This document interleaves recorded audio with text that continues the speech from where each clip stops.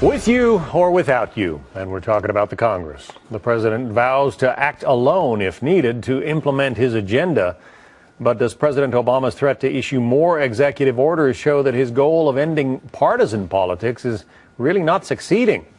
Let's get into it with Juan Williams, a Fox News political analyst, also Jonah Goldberg, editor-at-large of National Review Online and a Fox News contributor. So Mr. Obama, Juan, is saying that if Congress will not go along with the things that he wants to do, he'll just make an end run around Congress, issue executive orders whenever he can. Good idea or no? It's his only idea at the moment, John.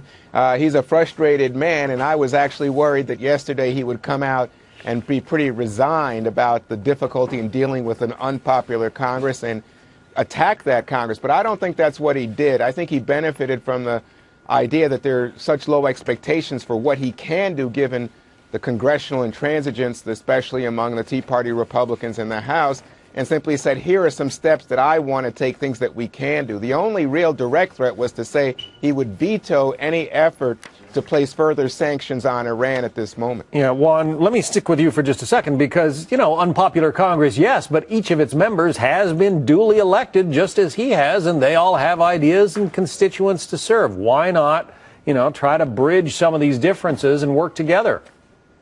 Well, that's exactly, I think, the tone he tried to set last night, John, which is unity, that, you know, we have differences, but we have to work together, year of action, let's not progress, history doesn't stop, and I will not stand still. But the fact is that people do go beyond politics. And right now, I think that the reason that Congress is in such disrepute with the American people is it's just become an arena for more and more politics, endless finger pointing, and not getting anything done. I think the president indirectly was trying to say to the American people he doesn't want to be part of that mess. Well, you say, Jonah, that the president has turned off a lot of independence through his actions thus far, and that's part of the problem that he faces now. Right. First of all, this idea that he's going to use the executive power of the presidency is not exactly a new idea. They've been talking about doing this. They've been doing it in certain respects for years now.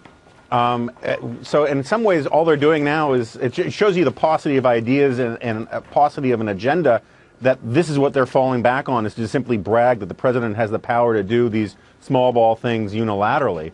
But on the biggest issue of his entire presidency, he acted entirely unilaterally. The executive branch was entirely in control of Obamacare, and they completely fumbled the rollout of it. And so I'm not sure that bragging about how he's going to continue to go his own way whenever the Congress doesn't, agree with him, is all that useful to him. I think really what he's doing here more than anything else is simply sort of, as Bill Clinton did, saying that he was still relevant. He is trying to make it sound as if he's still in charge of things, when really this White House is basically at sea, doesn't know what to do, doesn't know how to do it.